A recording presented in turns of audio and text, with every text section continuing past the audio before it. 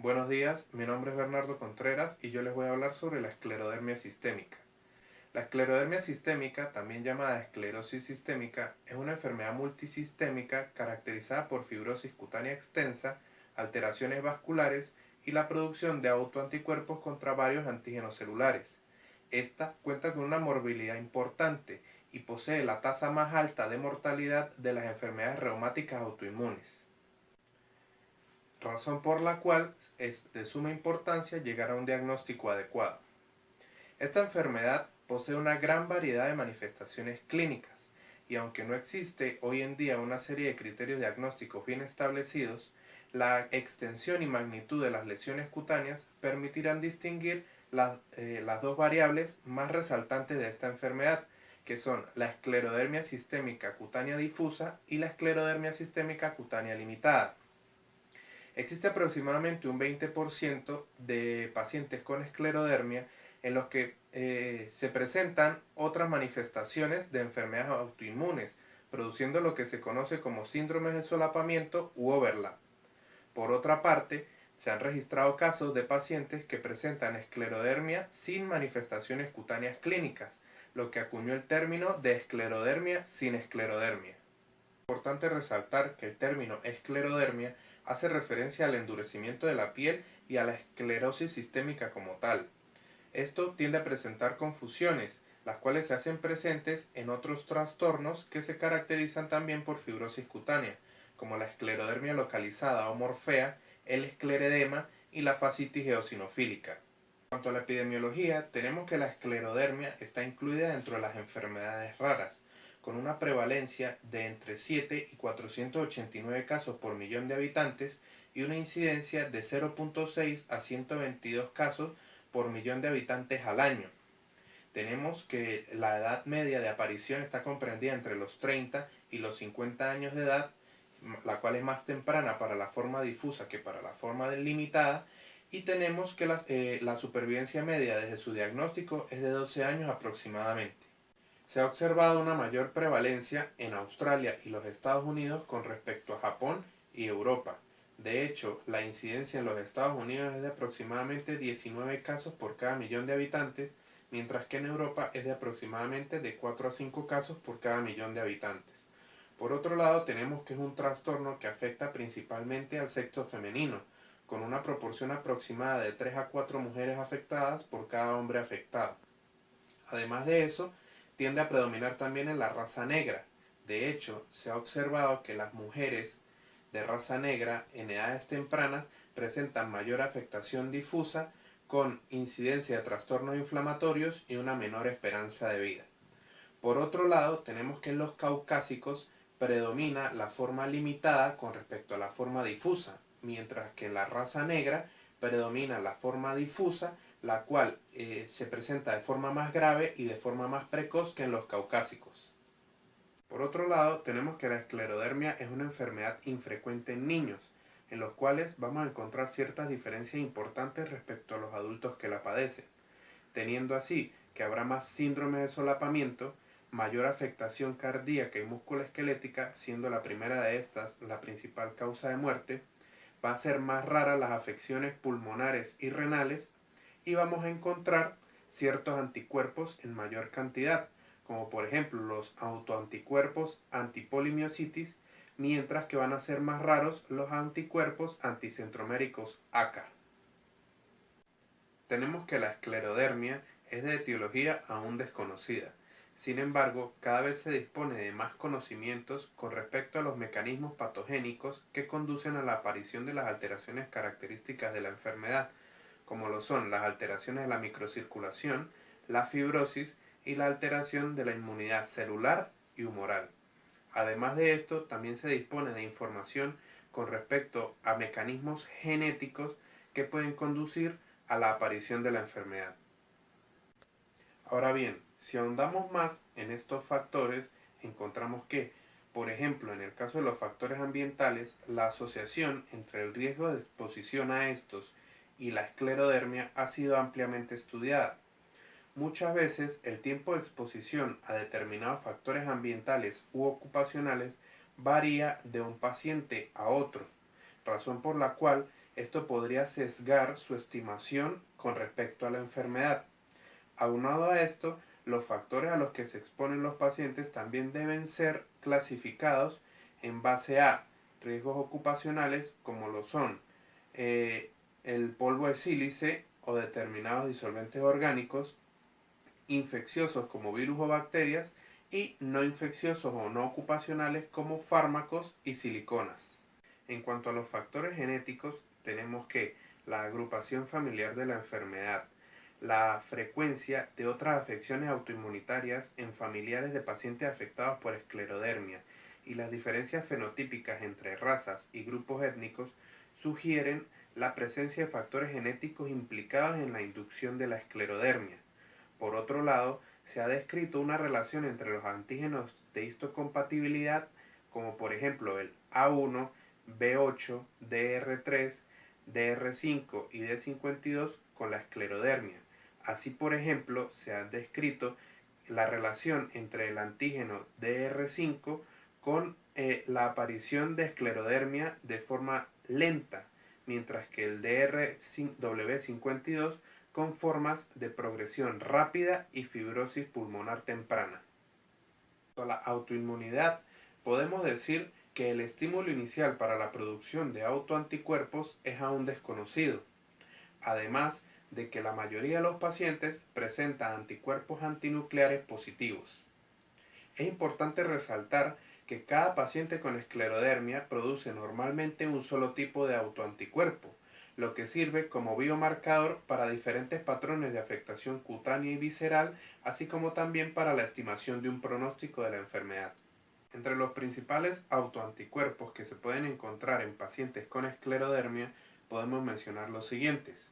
El primero de ellos es el anticuerpo antinuclear o ANA, el cual se encuentra aproximadamente entre el 75 y el 90% de los pacientes afectados por esclerodermia y el cual no es específico de ningún subtipo ni refiere pronóstico alguno de la enfermedad.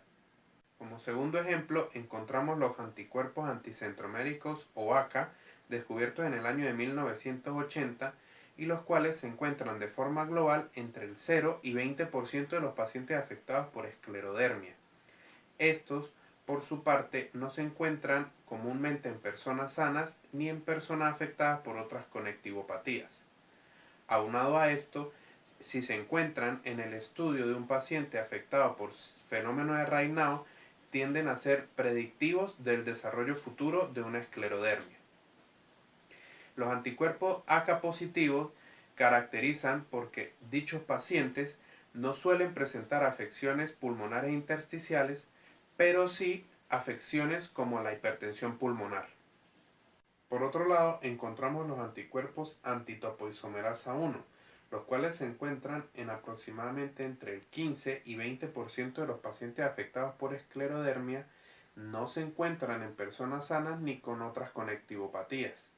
Al igual que los ACA, la presencia de estos anticuerpos en pacientes con fenómeno de Raynaud suelen ser predictivos del desarrollo futuro de una esclerodermia.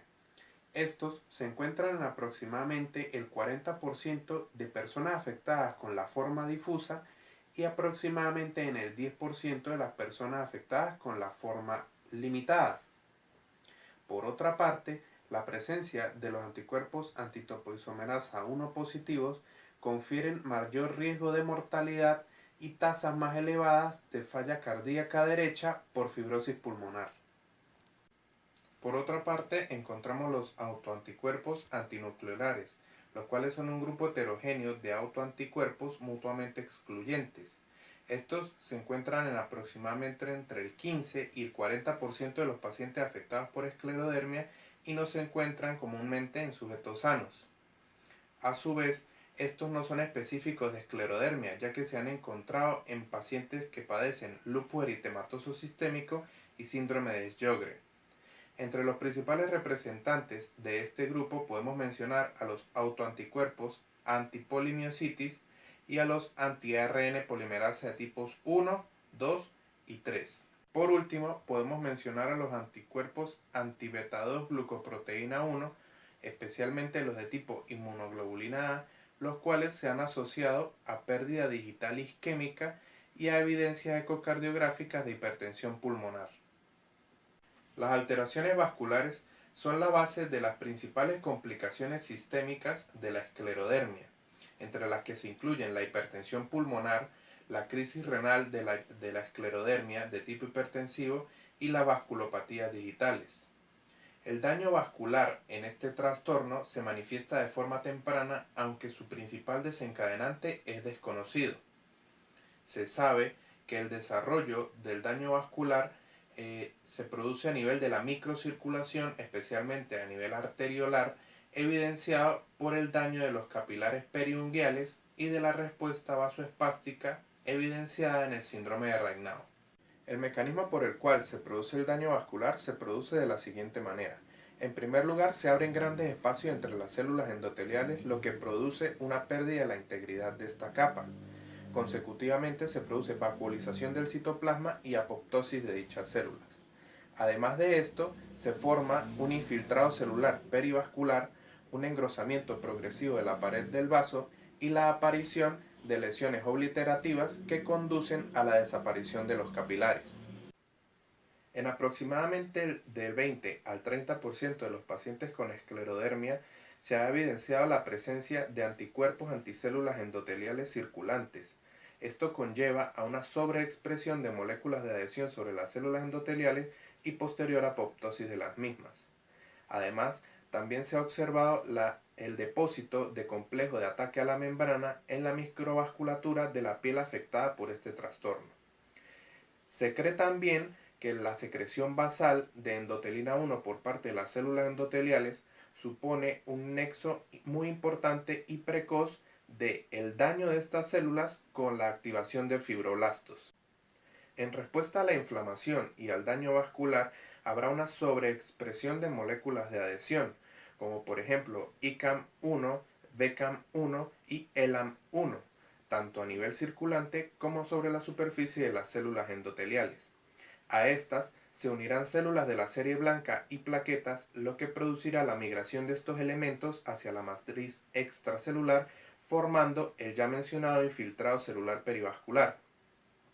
Estos elementos que migran hacia la matriz extracelular expresan en su superficie numerosas moléculas de actividad, como por ejemplo las integrinas de clase beta 1 y beta 2. Esto va a facilitar su unión a otras células como fibroblastos y a diferentes elementos tisulares como el colágeno tipo 1 y 4, la fibronectina y la laminina. El depósito de matriz extracelular en exceso es en gran medida el responsable de la morbimortalidad de la esclerodermia. Los fibroblastos y miofibroblastos activados depositan tejido conjuntivo fibroso, de modo que esta fibrosis reemplaza progresivamente a la fase inflamatoria, modifica la arquitectura de los tejidos dañados y produce la mayoría de los síntomas. Se ha evidenciado que desde estadios iniciales de la enfermedad se establecen pequeñas subpoblaciones de fibroblastos productores de matriz extracelular.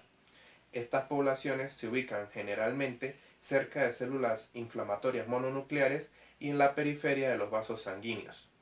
El estímulo inicial para que se desencadene este proceso es llevado a cabo por múltiples citoquinas y factores de crecimiento de diversas vías de señalización. Como ya se mencionó, los fibroblastos son los responsables de la producción, depósito y remodelación del colágeno y de otros componentes de la matriz extracelular en la esclerodermia.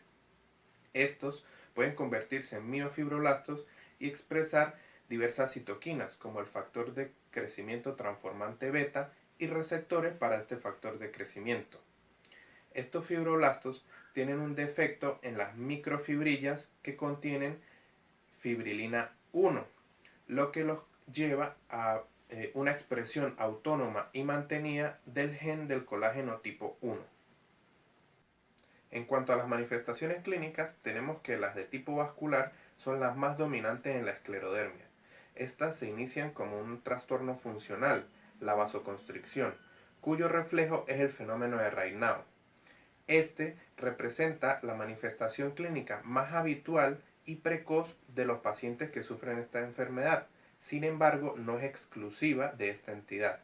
Este se caracteriza por episodios de palidez o cianosis en los dedos, seguidos de hiperemia por reperfusión de los tejidos, cuya intensidad, duración y frecuencia puede ser variable. También se ha evidenciado afectación visceral en la vasculatura de órganos como esófago, corazón, pulmones y riñón. A nivel de los dedos, el daño en la microvasculatura puede desencadenar la aparición de úlceras isquémicas digitales, que se presentan sobre todo en el pulpejo de los dedos y en la superficie extensora de articulaciones, sobre todo de las interfalángicas. En cuanto a las manifestaciones cutáneas, tenemos que la esclerodermia es la manifestación clínica más característica y evidenciable de la enfermedad, además de que de todas las manifestaciones clínicas es la que más afecta la capacidad funcional del paciente, su calidad de vida y su percepción sobre la enfermedad. La afección de la piel en la esclerodermia sabemos que pasa por diferentes fases, iniciando con una fase edematosa debida al edema e inflamación perivascular, a la que continúa una fase indurativa provocada por el depósito de colágeno y matriz extracelular, lo que conlleva a fibrosis. Y finalmente tenemos la fase de atrofia, que se caracteriza por adelgazamiento de los tejidos. Estos mismos cambios histopatológicos son comunes en su evolución y curso hacia la afección de otros órganos y tejidos. De allí la correlación que existe entre el grado de la afección cutánea y el riesgo a padecer afectación a órganos internos y el pronóstico que se tiene sobre la enfermedad. De manera general, los cambios inician a nivel distal, es decir, en las manos, con un edema de los dedos, el cual pasa progresivamente por las fases ya descritas hasta llegar a la fibrosis de los mismos o lo que se conoce como esclerodactilia. Además de esto, se evidencia un aumento en la pigmentación de la piel y en el brillo de la misma, con una pérdida de los pliegues cutáneos y de los anexos de los mismos. Típicamente, la piel adquiere un aspecto en sal y pimienta, que consiste en zonas alternadas de hiper e hipopigmentación con un patrón punteado. A continuación, o de manera simultánea a la afección en las manos, estos cambios se pueden producir proximalmente, cuya progresión y rapidez puede ser variable, determinada principalmente por la forma de presentación clínica de la enfermedad, bien sea si esta es difusa o limitada, o incluso según el paciente. Suele afectarse la piel de cuello y cara, originando rigidez y pérdida de la expresión facial con fruncimiento perioral. También resulta característico la palidez y esclerosis del frenillo lingual. Otros hallazgos que acompañan a los ya mencionados es la presencia de telangiectasia, que es dilatación de capilares cutáneos, y la calcinosis, que es el depósito de sales de calcio a nivel del tejido celular subcutáneo. En cuanto a las manifestaciones digestivas, constituyen las de mayor frecuencia después del fenómeno de Raynaud y las afecciones de piel. Estas van a estar representadas por diferentes trastornos, entre los cuales podemos mencionar la microstomía o boca en bolsa de tabaco, lo que condiciona una dificultad para la apertura bucal y que produce consecuentemente problemas para una alimentación adecuada e higiene bucal correcta. Vamos a evidenciar también trastornos a nivel del esófago, con una disminución en su motilidad de los 2/3 inferiores, lo que condiciona una disfagia baja y reflujo gastroesofágico hasta en el 90% de los pacientes. A nivel del estómago también vamos a encontrar una hipomotilidad, lo que puede manifestarse por sintomatología leve, pero que puede complicarse por un cuadro de gastroparesia. A nivel del intestino también vamos a tener trastorno de motilidad, y a nivel rectal vamos a encontrar incontinencia fecal por fibrosis y daño en los músculos del esfínter anal externo. En cuanto a la afección pulmonar, tenemos que es actualmente el principal determinante de la mortalidad en pacientes con esclerodermia. Las principales manifestaciones pulmonares son la fibrosis pulmonar y la hipertensión arterial pulmonar, las cuales son consecuencia del desarrollo en el pulmón de los fenómenos de daño vascular, inflamación y fibrosis característicos de la enfermedad. Las manifestaciones cardíacas son muy frecuentes en la esclerodermia. Estas pueden desarrollarse de forma primaria o presentarse secundariamente a hipertensión arterial o hipertensión pulmonar. En el caso de la afección cardíaca primaria, se debe, como en otros órganos y tejidos, a las últimas consecuencias producto del daño vascular característico de la enfermedad.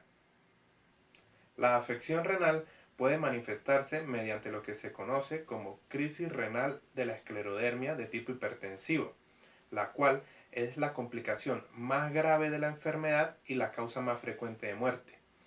Esta se encuentra hasta en aproximadamente el 18% de los pacientes que tienen la forma difusa de la enfermedad y se expresa como una hipertensión arterial acelerada con fallo renal oligúrico. Esta puede estar acompañada por síntomas como cefalea, visión borrosa, disnea, microhematuria, aumento de la creatinina, oliguria, anuria e incluso anemia hemolítica.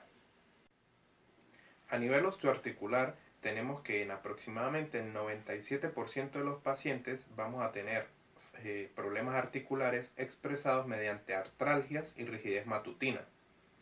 A nivel tendinoso, vamos a tener que producto de la estenosis y fibrosis de las vainas tendinosas de los flexores de las manos, vamos a encontrar el hallazgo clínico de roces tendinosos. A nivel óseo es típica la reabsorción de hueso de las falanges distales de los dedos o lo que se conoce como acroosteólisis, producto de la isquemia crónica. Y a nivel muscular vamos a tener que es común la debilidad muscular proximal debido a atrofia por desuso o inflamación muscular crónica. A nivel genitourinario tenemos que en los hombres es posible evidenciar disfunción eréctil, mientras que en las mujeres una disminución de la lubricación vaginal o incluso estrechez del introito vaginal. A nivel de cabeza y cuello, los síntomas más comunes son serostomía y seroftalmia. A nivel neurológico, tenemos que vamos a encontrar afecciones de los pares craneales, donde los más afectados son el trigémino y facial, neuropatías periféricas, como la neuropatía distal del nervio mediano, o incluso atrapamientos nerviosos, y neuropatías autonómicas representadas principalmente por dismotilidad gastrointestinal o el mismo fenómeno de Raynaud. A nivel ocular, la afección es rara, sin embargo se han registrado casos de pacientes con afección a nivel de párpados, conjuntiva o incluso la retina. En el caso de las neoplasias, se ha evidenciado un aumento del riesgo de padecer cáncer principalmente a nivel de pulmón, esófago o cáncer de piel.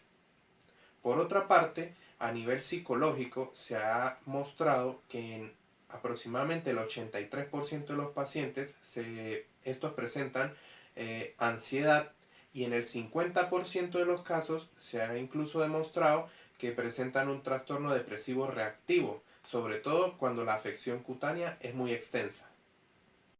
El diagnóstico se fundamenta principalmente en los hallazgos clínicos, obtenidos mediante una detallada anamnesis y un cuidadoso examen físico. Por su parte, la forma difusa de la esclerodermia suele ser difícil de diagnosticar, ya que en sus estadios iniciales predominan las artralgias y episodios de inflamación más que la afección cutánea. Sin embargo, la presencia de telangiectasias y calcinosis puede ser de gran ayuda, aunque en otros casos pueden no estar presentes. La magnitud del daño de la piel puede ser evaluado mediante la escala de Rodnan modificada. Esta escala es un instrumento validado que evalúa el engrosamiento de la piel en 17 áreas del cuerpo, asignándole un puntaje que va de 0 a 3 dependiendo de su severidad, clasificándose según el puntaje final en leve, moderado o severo, y que ha dado muy buena correlación con el nivel de mortalidad de la enfermedad.